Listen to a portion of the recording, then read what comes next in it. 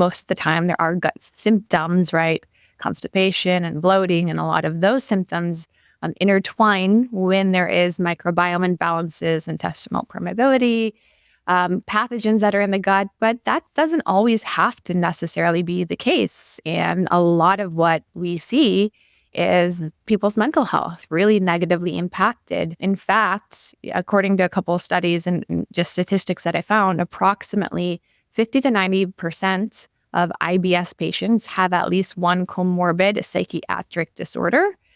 And anxiety is known as a risk factor for IBS, with 40 to 60% of IBS patients reporting comorbid anxiety disorders. So anxiety is a huge symptom that a lot of people develop. Rachel Scheer, welcome to the Root Cause Medicine podcast. I am so glad to have you here today. Dr. Carrie Jones, it's an honor to be on your show. I've said this before, but I've been a fangirl of you, I feel like, ever since I stepped into functional medicine, and even far before I got into functional medicine. So thank you for having me on today. Well, today I'm really excited to talk to you because, well, first and foremost, you're just a powerhouse as a woman and as a practitioner. And we were talking off air about like the root causes of gut dysfunction and the gut-brain interaxis. And that's what I'm really excited to talk about today, because we hear a lot about gut-brain axis on social media, but it's a little bit superficial and it doesn't dive deep, and it certainly doesn't dive into some of the things you've brought up to me. So let's just start with the very basics. When somebody is saying or reading the gut-brain axis, what is that? Yeah, the gut-brain axis is really the way in which the gut and the brain communicate with each other. It's in a constant bidirectional communication, meaning the gut's communicating with the brain and the brain's communicating with the gut. And we have a nerve that connects both of these two together. We call it the vagus nerve, which in Latin, we call that the wandering nerve. And the reason why I was given that name, the vagus nerve, is because it's one of the largest nerves we have in our body that connects all the way from the brain through the heart, all the way to the gut, and then it extends throughout all of our extremities. So I don't know if you've ever had this experience before, but I get it quite a bit when I'm speaking on stage in front of a lot of people. But I notice that my gut loves to act up right before. It's like we've all heard of like getting butterflies in our stomach, right? And all of a sudden, I have to go to the bathroom like 20 times and TMI before I have to go speak on stage. And I'm like, oh, this is fun. This is the power of the gut-brain connection right here. And then, vice versa for people who have a lot of gut issues, whether that's SIBO, dysbiosis, intestinal permeability, right? There's a lot of different things that can lead to an imbalanced gut, but this will also then impact the brain too, because of this bidirectional communication, right? So we know that a lot of our serotonin, we've probably all heard the quote that has just gone all around online, that 90% of our serotonin is produced from the bacteria in our gut, which is very, very true. Most of our neurotransmitters are produced in the gut. But why this is so important is because what actually happens is it is acting on and firing the vagus nerve. And why is the vagus nerve important? That nerve that connects the gut all the way to the brain, because it activates the body's parasympathetic response. So it is the body's rest and digest response. So when we have a good, what we call vagal tone, where the vagus nerve is activating properly as we should, we are able to go in and out of a parasympathetic and sympathetic state. And just because I don't know your audience, I'll explain what those are: parasympathetic, rest and digest states, and then sympathetic, that fight or flight state. So we can go in and out of those pretty easily, right? There's acute stress that, somebody cuts you off in traffic. Your body goes into a sympathetic state, and then all of a sudden you realize, okay, there's not actually any danger here. Your body goes back into the parasympathetic rest and digest state because you're safe and you don't have to worry about anything. But for people who have what we call poor vagal tone, which is where the vagus nerve has a bit of some dysfunction to it, which can be brought on from microbiome imbalances, leaky gut, dysbiosis, trauma, That's an area that I talk about quite a bit and how that can lead to poor vagal tone. What happens is the body almost gets stuck living in more of this sympathetic fight or flight state. So the body's operating more in a place of chronic stress. And this is where now, as a byproduct, the body's going to respond to threats, whether it's real threats, like things that are happening in our life, or just perceived threats, right? And the digestive system is going to shut down. It's going to stop producing the enzyme that it needs for digestion. Inflammation is going to increase. So more inflammation in the gut throughout the body to ward off this threat, which is what we want when there's acute stress. But where this can become problematic is for people who are under a lot of chronic stress in their life, or for people who maybe have unaddressed trauma. We live in a world now today where we have the hustle culture, we have comparison syndrome online with social media, we have all of these things that are, for a lot of us, putting our body more often than not in this sympathetic state. So simply put, the gut-brain axis just is the way in which the brain and the gut communicates with each other via the vagus nerve. And then also, bacteria can also be another form of communication as well. All right, this is so fascinating because I think a lot of people struggle with a lot of GI stuff. They have, whether they know it or not, whether they've been told SIBO is small intestinal bacterial overgrowth, or they know it as intestinal permeability. They know it as leaky gut. They just know they have symptoms. I have diarrhea, I have constipation, I get really bloated, certain foods affect me, what have you. When we're looking at the gut, and because of this bidirectional relationship, do you also see it related to mood, depression, anxiety, focus as well? 100%. And I actually have some interesting stats that, I'd love to share. But it not only plays a role right on like our ability to focus, right? We know that a lot of people who have intestinal permeability or dysbiosis, brain fog is like the number one symptom that people have. Of course, there's the gut symptoms, but one thing I'm always sharing with my clients is you can have gut issues without actually having gut issues. And I think sometimes that's a hard thing for a lot of people to wrap their mind around. Of course, most of the time there are gut symptoms, right? Constipation and bloating, and a lot of those symptoms intertwine when there is microbiome imbalances, intestinal permeability, pathogens that are in the gut, but that doesn't always have to necessarily be the case. And a lot of what we see is, is people's mental health really negatively impacted. In fact, according to a couple of studies and just statistics that I found, approximately 50 to 90% of IBS patients, right, irritable bowel syndrome, which I'm not a fan of that diagnosis at all, but we're going to use it today. According to research, 50 to 90% of IBS patients have at least one comorbid psychiatric disorder. And anxiety is known as a risk factor for IBS, with 40 to 60% of IBS patients reporting comorbid anxiety disorders. So anxiety is a huge symptom that a lot of people develop, right? And it does make sense because when the gut is imbalanced with the bacteria, when there is intestinal permeability, when proper neurotransmitters aren't being created, this is going to negatively impact the vagus nerve, and the body is going to more easily go into this sympathetic state. And as a byproduct, right, what is anxiety at the core? It is somebody who almost gets stuck living in this upregulated nervous system response. They're living in a state of fight or flight. And over time, you're right, we can see evidence of that through somebody's adrenals. This is why I'm a huge fan of Dutch testing, which, of course, you know all about that. But, right, we can see a lot of that that's happening in somebody's adrenals. We may see chronically high cortisol. We may see even low cortisol levels, right? This is really going to be intertwined with what's happening with somebody's nervous system. This is also, I'm a big fan of doing things like HRV testing, right? Because it's going to be a direct connection to nervous system regulation. It's going to be a direct connection to what's really happening with their mental health, their anxiety levels.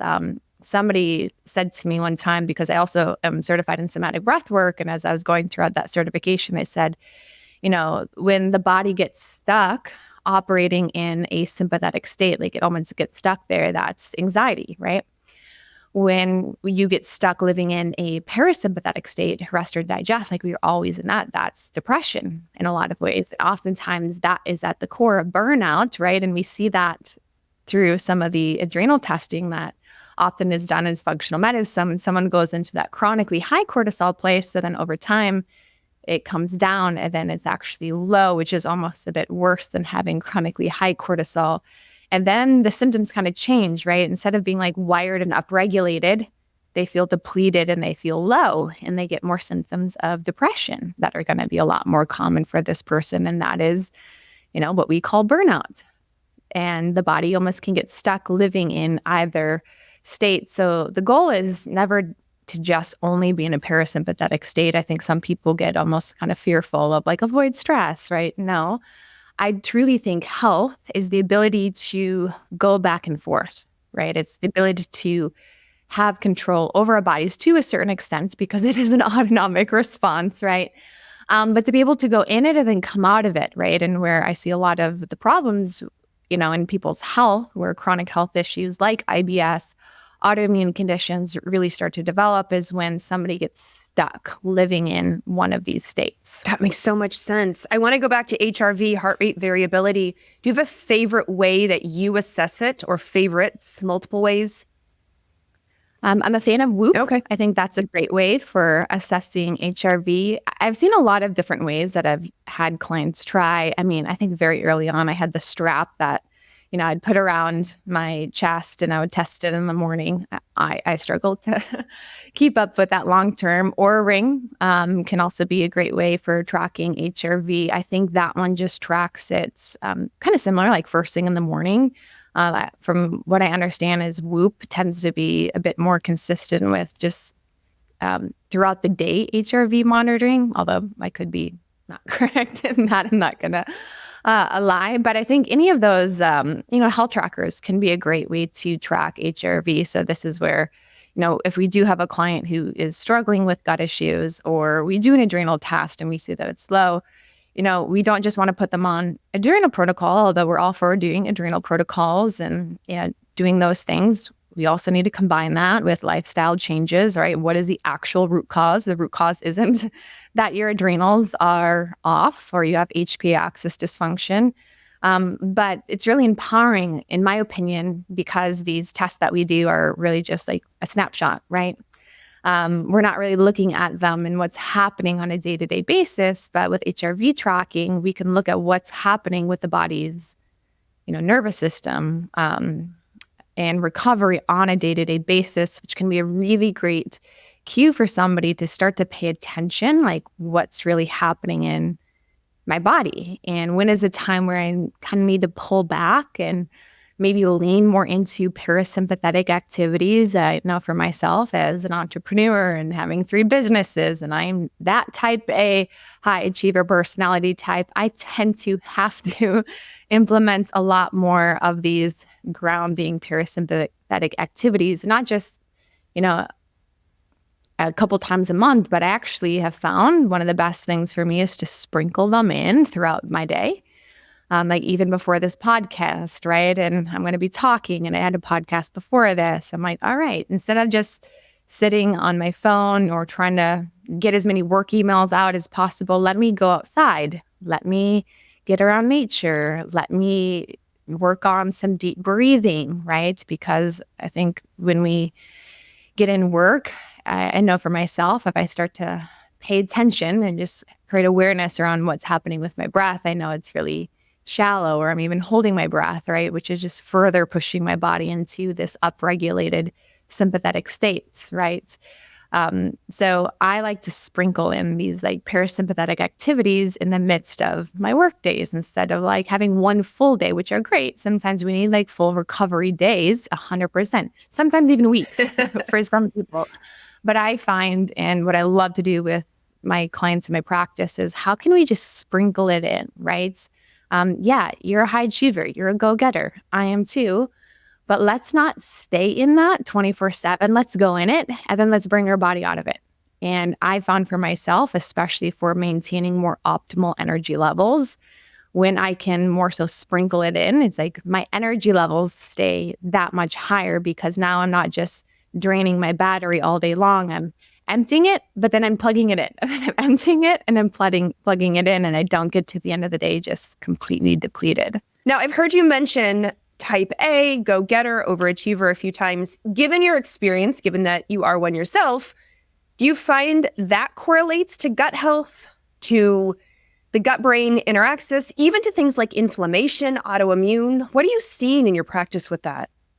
I will say we attract a lot into our line of work, like who we are ultimately, because like that's the type of content and things that we're putting out in marketing. So I tend to attract a lot more of the female perfectionists and type A high achiever type. But it's also been an area that I've just been super fascinated by for a really long time, given my own history, personality type, and a lot of my own gut issues, almost having my large intestine removed, struggling with severe SIBO, in getting to the root cause, finding functional medicine. I had to really lean into a lot of the deeper healing work. It wasn't just doing the antimicrobial protocols, the SIBO protocols, the leaky gut. I had to really take a deep look at my relationship with self and a lot of the ways I was operating from. And so this led me down a path of really trying to understand, okay, what is really driving so much of my own like hyperachievements and, the places I've been overriding a lot of my body's needs, because we almost praise that now in today's society, right? It's like, okay, you're hungry, your body's saying you need rest. Like, come on, don't be lazy, push through, right?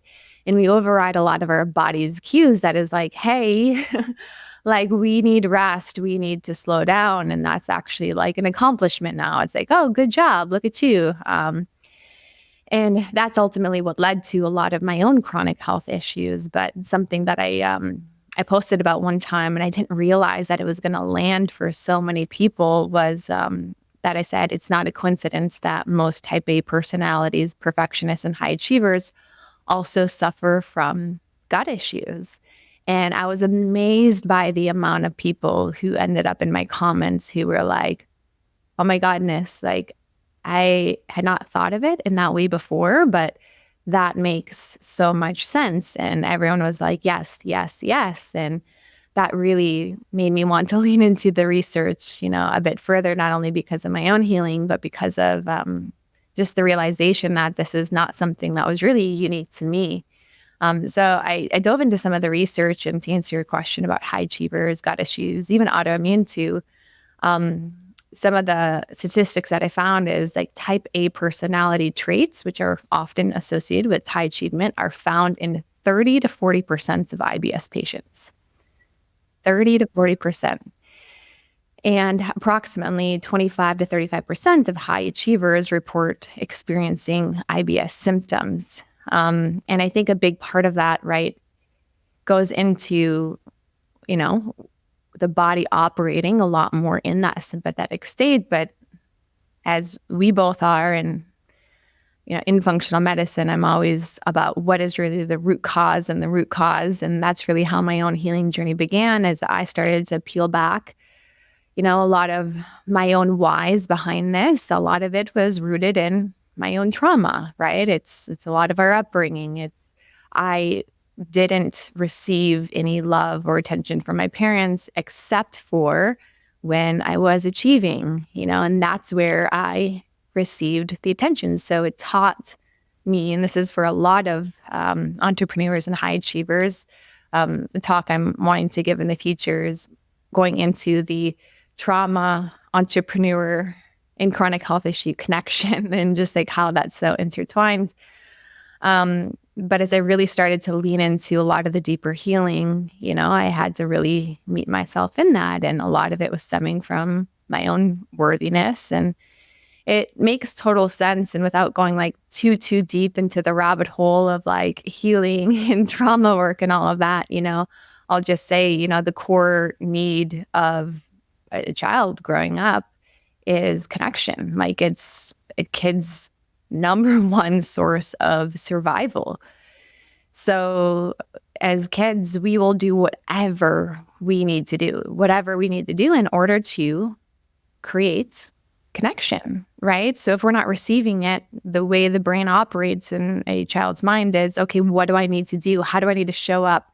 What is mom like? What do they don't like? What do I need to do and shift and change who I am in order to create this connection? Because without this connection, and I just got chills, I'm saying this, but I will not survive. Like that's literally how subconsciously like a child operates from.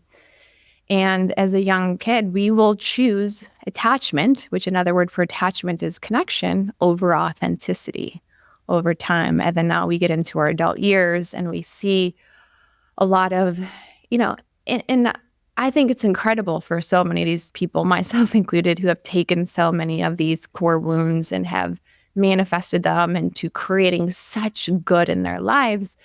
But I think, too, we have to still look at some of the roots in which these are really manifesting from. And I know for myself, if I look back at what led to a lot of my gut issues and, competing in bodybuilding and pushing my body and overriding a lot of those cues later as I got into entrepreneurship and burnout I was experiencing, the root wasn't different in any of these instances. Like the root cause is the same. Now the manifestations and how that showed up in my body and my life was different, but the root cause was really there. So I share that because I think it's important for everybody to just really examine. And I think when it's only like the point in our life where we get to where we're struggling, whether it's our health or relationship, where we start to take a lot of these inventory looks of like, okay, maybe there is something deeper and I need to lean into that a bit more. On the autoimmune side, though, there's a huge connection between trauma. So studies suggest that up to 80% of individuals with autoimmune disease report having experienced traumatic events before the disease onset. And a meta-analysis found that individuals with childhood trauma have a 70 to 100% increased risk for developing an autoimmune disease in adulthood. Like, it's an insane statistic. And women with trauma histories have a 2 to 3 times higher risk of developing autoimmune diseases compared to women without trauma. So that just shows you what's really happening on the nervous system level and the physiological shifts that are really taking place. And really diving into the root cause. If we just continue to ignore these things and we only just think about like protocols and that, we're missing a huge portion of what's really needed for somebody to truly heal. And I think that's missing, of course, in a lot of medicine. I mean, they're not even often connecting what we talked about in the very beginning, the gut-brain axis. Somebody has anxiety and somebody has constipation and bloating, and it's one goes to see their GP or a psychologist, and then they also go see a gastroenterologist, and it's not often overlapped, let alone to take the time to peel back the layers that you've just talked about as it relates to, well, why are type A, perfectionistic, et cetera, what's even under that layer? And I think for the people listening, one of my questions at first, again, just like lay some groundwork. So male or female, anyone who's listening who can relate to this, when somebody comes to see you or your team, what are the first sort of flags you listen for or look for that make you think, oh, bingo, this is it, right? If they're coming to you like, oh, I have constipation, what would make you think maybe we need to get more into the mind-body aspect of it as opposed to maybe it's yeast or maybe it's gluten or, maybe it's something else pathogenic or food related? Yeah. When someone comes to our practice, we start with lab testing on everybody. And lab testing is great, right? It can be a really good way to get a picture of what's going on. But we also don't want to only look at labs. We want to look at the person. We want to treat the person as a whole. So we want to get an in-depth look at their history and also just how they're showing up. I think really great practitioners can really use a lot of their intuition and see how somebody's showing up on, our practice is fully virtual on these calls and, what the energy is like. nervous system regulation. Is this person calm? Is this person coming in really stressed? Are they coming in upregulated? Are they disoriented? So I think a great practitioner will look at all these 3 different areas. It'll be an in-depth look of their history, medical history, their nutrition, their exercise routine, how much sleep they're getting every single night. And maybe dive a little bit deeper if they need to of like, what were some of the major events that happened in your life, if that practitioner feels comfortable enough to go there. Lab testing, right? We talked a little bit about, Dutch HP access testing, right? That's a really big cue. And we will see, actual shifts in someone's physiology as a byproduct of somebody operating in chronic stress or unaddressed trauma and how that's going to manifest. So maybe somebody comes in and they have all these gut issues, and we run a microbiome panel and we see that they have dysbiosis and leaky gut and immune issues happening there. And we look over at their adrenals and we see, they're, a flatliner all across the board. They have low cortisol production. We look at their inflammation panel and their inflammation's pretty high within the body. Their immune system suppressed. And then we also can take an analysis of like how this person is showing up. Maybe they're not sleeping. Maybe they're struggling with some insomnia, what their anxiety levels are like, right? We're a big proponent for symptom tracking, right? So it's like coming in, where are your anxiety levels? Scale it on 1 to 10. How are your depression levels? Scale it on 1 to 10. What are your energy levels like? So for someone maybe who has low energy, high anxiety, insomnia levels are high, meaning they're not sleeping very much. This would be a pretty big cue of, I think that there's something going on with the nervous system. And the nervous system really is saying there's anxiety, there's things that are happening on a deeper emotional level. And of course, the physical can affect the nervous system. So we want to actively work on that. We want to work on healing the gut. Like I said, we can do the adrenal protocols. We want to get the person on an anti-inflammatory diet. We want to balance blood sugar because we know balancing blood sugar is really important for also regulating the nervous system as well, because the blood sugar is a glucocorticoid and it will respond with cortisol levels. But once we've addressed a lot of those things, we can track improvement. Okay, is this person in a much better place? Are their anxiety levels low? Is their nervous system in a better place? Cool, they are. Then that was probably a lot of the core issues. But that's not always the case, right? For the people who are doing the things, where they're doing the gut protocols, they're changing their nutrition, they're following it, but a lot of these symptoms are really persisting. This is where we may start to think, maybe these are a bit more deeper rooted. And especially if somebody maybe is, reporting that they don't have maybe even necessarily a lot of like situational stress in their life. They're like, okay, my work's fine. Don't feel overly stressed, at least in work and the things that I'm doing, and relationship, home life is pretty good. We start to look at those things, and those aren't maybe big red flags right off the bat that are maybe more lifestyle shifts and changes. We may start to think, is this a bit deeper, right? And I will say this too, as functional medicine practitioners, because I'm sure you get a lot of coaches who also listen in on your podcasts. We do also want to still know what our role is, right, in somebody's healing journey.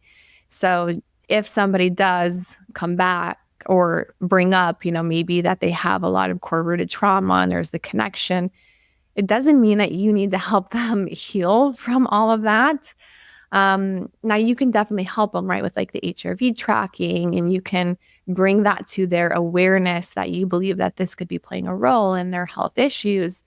But if you're not, an expert or certified in helping somebody really address some of their core rooted trauma issues that they're experiencing, I think that our role and the best thing that we can do is bring that to awareness and point somebody in the right direction for them to continue on to do some of the deeper healing work that they need to do. That makes sense. You mentioned with the nervous system and supporting it, exercises, you're somatic trained. Can we go down that direction? If somebody's listening saying, yes, this is me, I'm checking off all the boxes, Obviously, seeing a practitioner is your best bet who understands this, but even just to give a glimpse into what does it actually mean to support the nervous system? Mm-hmm. So I like to think of different activities, right, that we can integrate into our day to just help bring the body back into a grounded state. But one of my favorite tools that you can literally do anywhere, no matter where you are, is your breathing.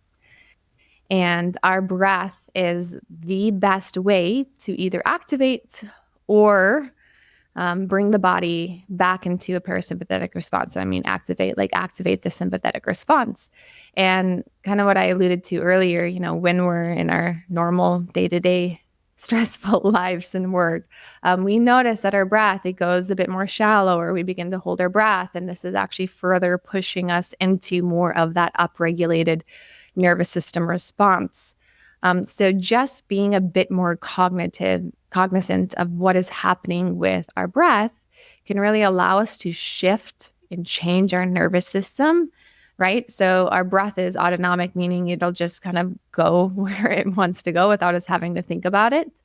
But we also can think about it and control it if we'd like to. So when you notice your body going into a bit more of an upregulated or stress response, right? And you're noticing the anxiety, maybe you're noticing some fatigue or some brain fog. These all can be symptoms that manifest, especially when your breath becomes more short or shallow and you're not getting oxygen to the brain. Just taking a few moments to slow down your breath can be incredibly powerful. Taking 8 breaths in, 8 breaths out, not 8 breaths, 8 counts of breaths. 8 breaths in, out really fast would probably upregulate you. True. 8 seconds of breaths in and out. What that does is it tells the body that it's safe. It's safe to relax. It's safe to go back into this parasympathetic response, to go back into rest and digest response. And we can control that whenever we'd like to. Navy SEALs, vets, they know the power of breath work. They're taught this in their training because they're literally operating 24/7 in a heightened stress state. Like they're fearful of, dying at any second. They're in a protective state.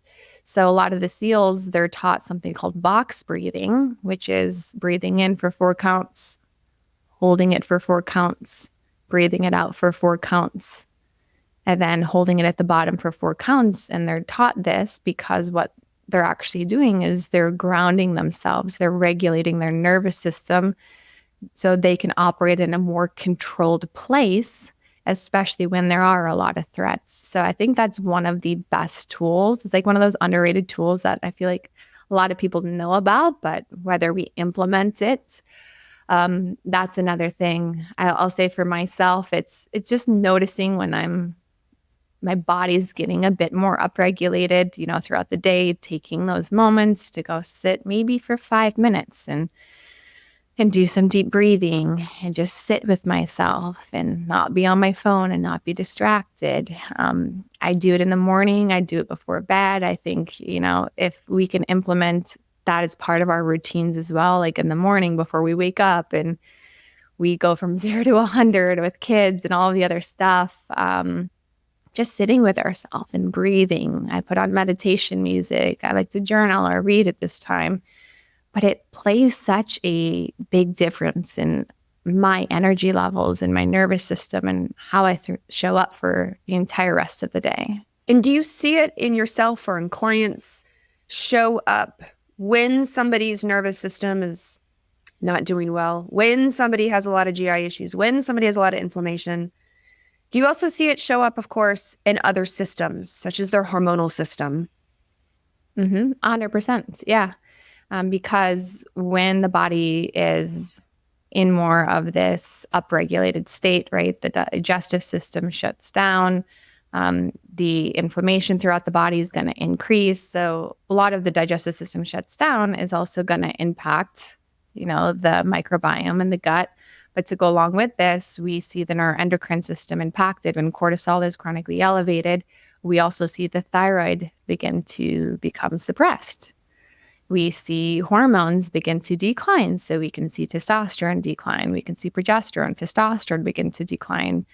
So we start to see, really all of these downstream effects from chronic stress and unaddressed trauma. And this is how I really believe, emotional stress, trauma leads to chronic disease in the body. If someone's listening to this, what would you say would be like a first step? Where would you have somebody start? Let's say it's another type A business owner. It's another type A mom. It's another type A just person who's like, oh my gosh, I don't even know how to handle this right now. This makes so much sense. And my life is running at 100 miles an hour. I'm burning the candle at both ends. Where do I even start?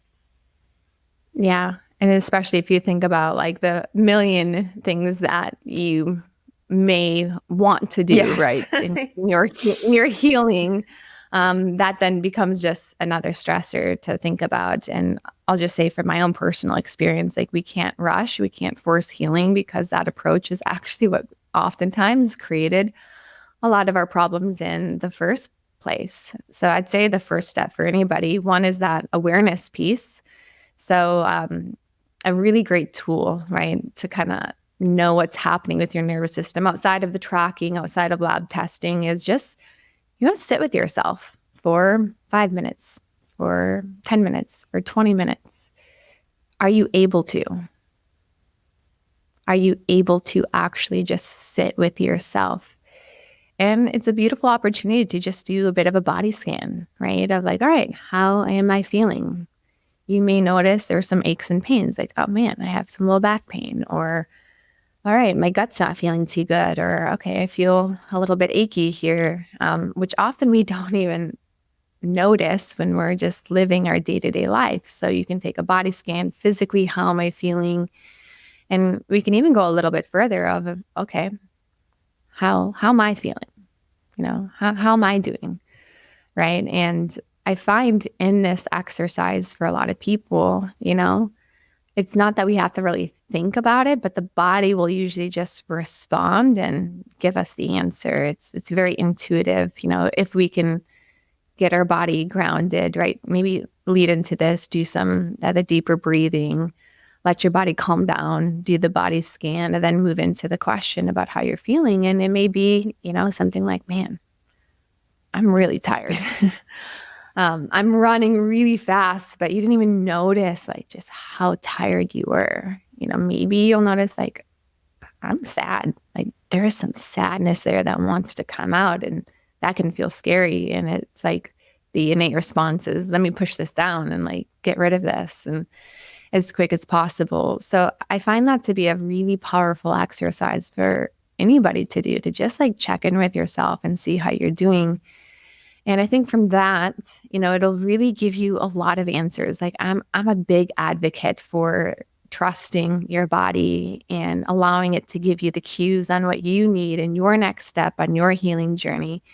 And the question may be of, okay, with this information here, of how I'm feeling and what's coming up for me, how do I want to respond? How do I want to love myself more in this, right? How can I really love myself and show up for myself here? Not all of the demands and all of the other stuff, but how can I really love my body back? And I think in this, there's a lot of different options that could come up. For some people, they want to lean in and do lab testing and start the functional journey. For another person, it's, maybe I need to start saying no to some things in my life, and I need to start using that no button. I think you said that once on my podcast and I never forgot it. I need to use that no button more. I need to take some things off my plates.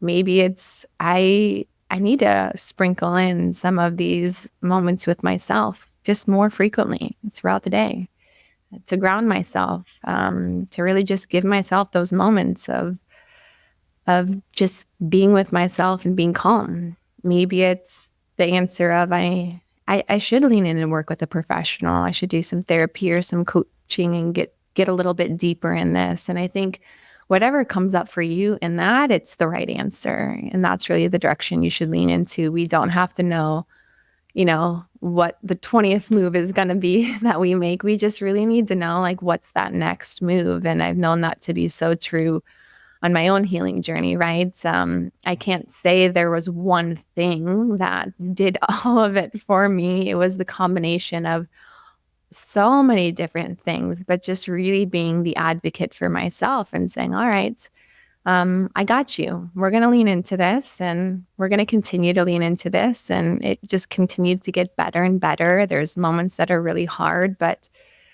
just taking it that one step at a time. I also want to point out, you've mentioned a couple times, don't be on your phone. Don't get on your phone when you do this. Don't get on the phone when you're doing your breathing. Don't get on the phone when you're checking in with yourself. How often do you see people immediately fill the space with their phone? And what does that look like for them? Yeah, I'm even still surprised with myself. And I catch myself doing it all the time. I like will sit down and I'm outside, and then all of a sudden I'm like on my phone and I'm like, whoa, because it's very unconscious in that moment. We just immediately grab our phones and we go to distract, and we want those dopamine hits, and it's not even like a conscious thing that's happening anymore. So just paying attention to when that is happening is a really powerful first step.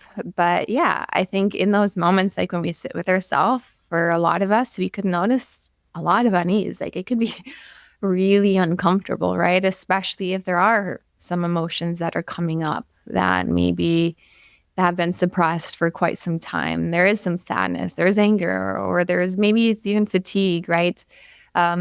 We've been taught over time of like, how can I fix this as quick as possible? And, the easiest thing to not feel is to distract, right? So the phones are a great way to distract. Like I said, I catch myself doing it all the time.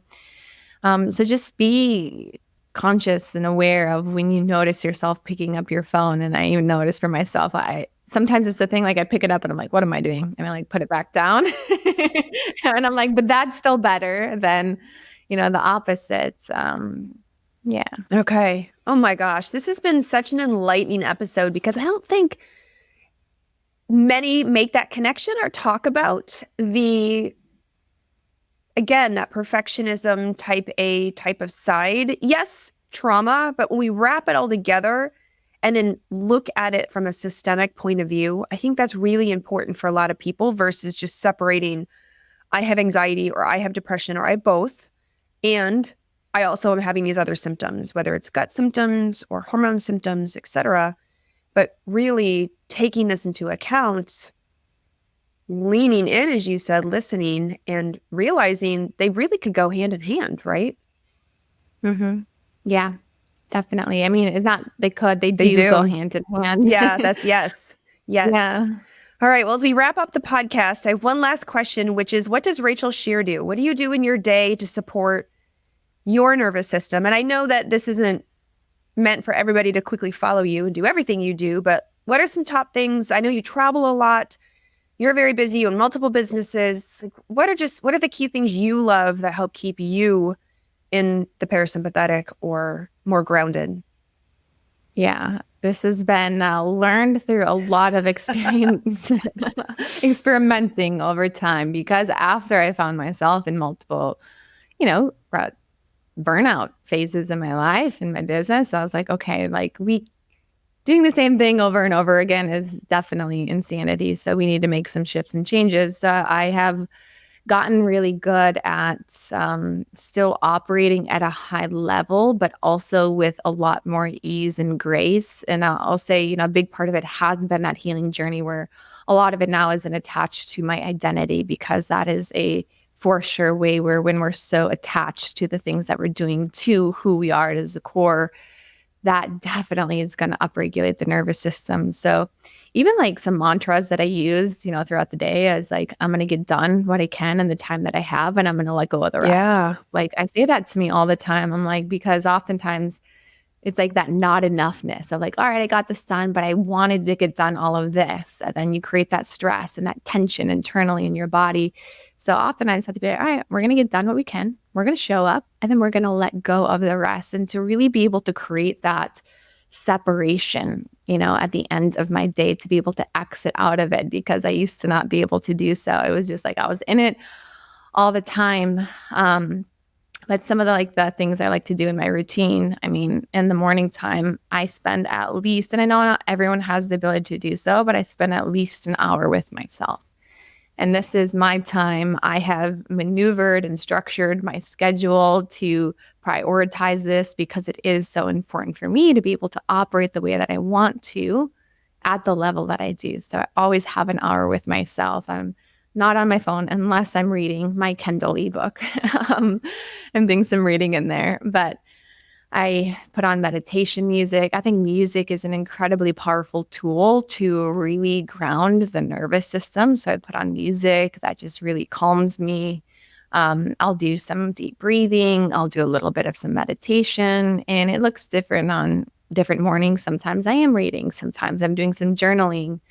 I try not to do a bunch of caffeine immediately right in the morning too, because one of my old habits was, caffeine before food and immediately right when I woke up, like swan dive into the coffee pots. My nervous system did not like me so much. I actually ended up last year cutting coffee out, not caffeine. I still do matcha green tea, which I found does not necessarily stimulate me in the same way. And there's also a good amount of L-theanine in matcha green tea, which also can be really good for the nervous system. So I have that part in my morning routine. I always get in some kind of movement, but to be honest, my movement, it's normally like resistance training. So it is a bit more like stimulating type activities, but I also listen to my body. So the days where my body's like, hey, Rach, like we need to pull back. I love yoga, and I'm going and I'm doing yoga, and I found that to be a really, really great part of my workout regimen. Adding that in is like a breakup, just because I'm a huge proponent for like skeletal muscle mass and coming from the fitness world and competing, but giving my body breaks from that type of activity when it's really asking for it. Throughout my workday, I mentioned earlier, I'm always sprinkling in these little activities where I can kind of reground myself. So like I have 3 podcasts a day. My brain wants me to try to get as much work done in between all of those podcasts as much as I can because I have the things. But I have to really think of like, okay, 1, these podcasts are the most important thing and like how I show up in it. But 2, I don't want to step into those feeling like upregulated and stressed. So what's the best use of my time is I'm going to take some time. I'm going to get some sunlight. I have a lot of nature in my backyard. So I'm going to, get in nature. Maybe I'll stand in the grass. Maybe I'll do some breathing. I'll just listen to what my body needs. So normally in my workday, like I'm in between calls and I'll take those little breaks and I'll give that to myself. So it's not just like one thing that I'm doing in the morning. Evening time, at least transitioning out of work, I have to have a transition. I can't just go from like work mode because I feel like I'm in a a certain part of my brain that's very like doing mode, and it can be hard for me to like transition out of that. So I have to create a transition. Sometimes for me, that's going for a walk outside. Sometimes I just got a sauna, I love doing my sauna now. Maybe it's connecting with somebody, right? And not talking about anything that has to do with work. But there, to be honest, are some days where it's like I've talked to people all day, nobody talked to me. And I just need to sit with myself or put on some music and just like lean into play. I bet I think sometimes we forget also too how powerful play is as medicine. Like play is medicine, and doing things that bring joy, creativity, right? So like I find that when I can add into things that bring out my creativeness or lean into play, like dance and things like that, it actually gives me energy. I don't know if you've had the experience, but it's like you can feel pretty depleted, but then all of a sudden you laugh about something really hard, or you lean into play, or you do something that's very creative and you have this new bout of energy and you're like, I thought I was tired, but all of a sudden I'm not. So I think all of those things are really great tools, at least for me, and how I've been able to continue to do the things that I love, but without, burning myself to the ground in the process. Well, I love that. I think that's amazing. Thank you for sharing. And lastly, though, we need you to share, where can people find you? Where can they learn more? Yes, I'm very active on Instagram, so you can follow me at Rachel Scheer. My practice is Rachel Scheer Nutrition, and then website is rachelscheer.com. Amazing. And we will link all of that in the show notes. Rachel, thank you so much for coming on the Root Cause Medicine podcast today. I so love your insight and expertise, and I just appreciate you being here. Thank you so much. Welcome to Rupa Health, the best place to order, manage, and track results from over 30 different lab companies in one single place for free. It's going to take you under 2 minutes to sign up, and you can order any functional medicine lab for your client in under 30 seconds. Let me show you how it's done.